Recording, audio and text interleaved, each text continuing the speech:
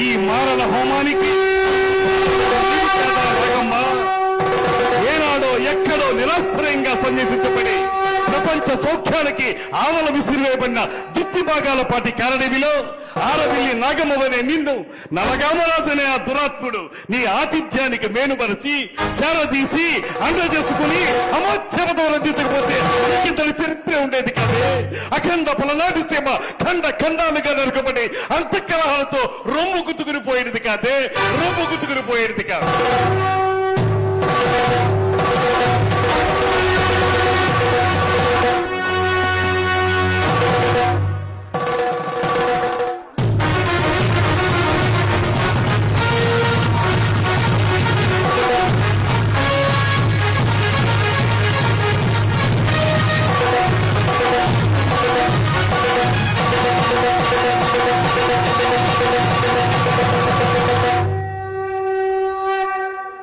అలుపన్నది లేకుండా ఆశాంతం అద్భుతంగా పలికిన బాలచంద్రుడి ఏకపాత్రాభినయంలో అలా వచ్చి ఇలా మెప్పించినటువంటి